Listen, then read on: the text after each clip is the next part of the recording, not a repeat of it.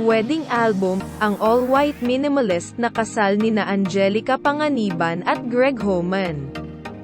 Nakipagpalitan ng idol si Angelica Panganiban sa kasintahang si Greg Homan sa isang intimate sunset wedding ceremony noong bisperas ng bagong taon. Ang kapamilya actress ay every inch the perfect bride sa kanyang Vania Rom-off wedding dress. Ginawa ng stylist na si Jojo Bayanita. Ang kanyang wedding ensemble ay nakasuot sa kanya ng hanggang hita na setana na may mapupungay na manggas at isang pares ng chic bow heels na nagpatingkad sa kanyang mahahabang binti. Hindi na niya kailangan ng ibang accessory maliban sa isang silver necklace, isang pares ng diamond stud earrings, at isang malaking ngiti sa kanyang mukha na malinaw na nagsasabing kung gaano siya kasaya na natagpuan ang tamang lalaki na makakasama niya magpakailanman. Ginanap sa California.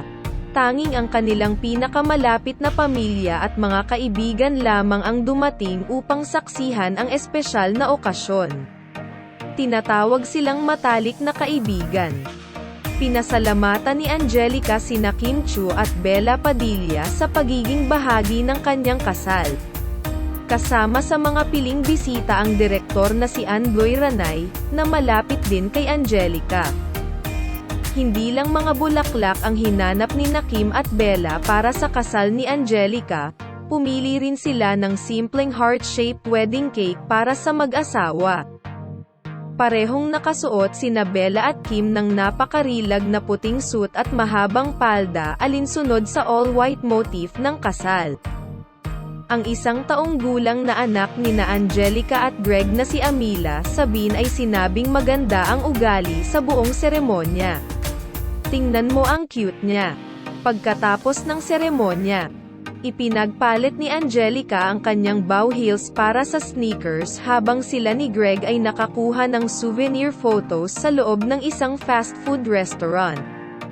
Naging engaged sila noong Mayo taong 2022, o mga 4 na buwan bago ipanganak ni Angelica si Amila Sabin.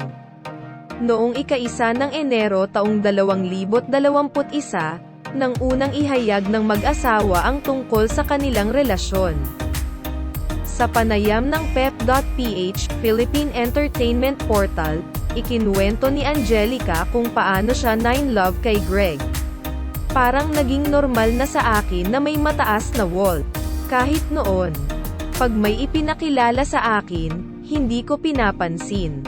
Pinapakita ko na barkada lang to. Hanggang sa yun, siguro kapag dumating lang yung tao na, wow, pinursige. Siguro pretty lang kasi sa akin. Yun, pinursige ako. Wala na ako.